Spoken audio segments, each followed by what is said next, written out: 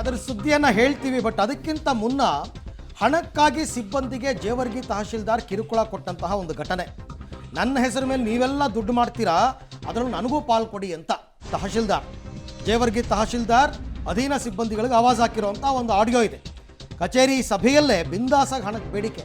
ನೋಡಿ, ಮಂತ್ರಿಗಳು ಬರ್ತಾರೆ, MLAಗಳು ಬರ್ತಾರೆ, ಆ ಜಯಂತಿ ಮಾಡಿ ಅಂತಾರೆ, ಈ ಜಯಂತಿ ಮಾಡಿ ಅಂತಾರೆ, ಎಲ್ಲದಕ್ಕೂ ನಾನು ದುಡ್ಡು ಕೊಡಬೇಕು. ಎಲ್ಲಿಂದ ತರಲಿ? ನನ್ನ ಹೆಸರಲ್ಲಿ ನೀವೆಲ್ಲ ವಸೂಲಿ ಮಾಡ್ತಿರಲ್ಲ, ಅದರಲ್ಲಿ ತಿಂಗಳಿಗೆ 5,000 to 10,000 ರೂಪಾಯಿ ಒಬ್ಬೊಬ್ಬರು ನನಗೆ ಕೊಡಬೇಕು.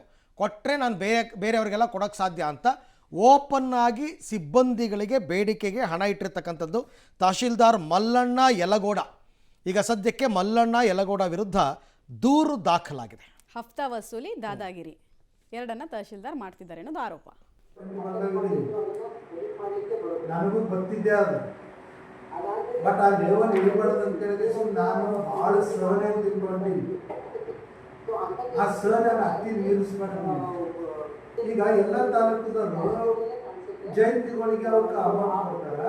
ಈಗ ನಮ್ಮ ಡಿಪಾರ್ಟ್ಮೆಂಟ್ ಯಾರು ಕೊಡೋದು ಬೇಡ, ಯಾಕಪ್ಪ ಚಂದ್ರಶೇಖರ್ ಎಲ್ಲ ಡಿಪಾರ್ಟ್ಮೆಂಟ್ದವ್ರು ಹಾಕ್ತೀವಿ, ನಮ್ಮ ಡಿಪಾರ್ಟ್ಮೆಂಟ್ ಹಾಕೋದು ಬೇಡ, ಶೇರ್ ಹಾಕೋದಿಲ್ಲ ವರ್ಷ ಶೇರ್ ಹಾಕಲ್ಲ. ಮತ್ತು ಬೇರೆ ತಾಲೂಕು ನಾ ಕೇಳ್ತಿರೋದು ನಮ್ಮ ತಾಲೂಕು ಅವ್ನು ಕೇಳಲ್ಲ, ನಿಮ್ಮ ಡಿಪಾರ್ಟ್ಮೆಂಟ್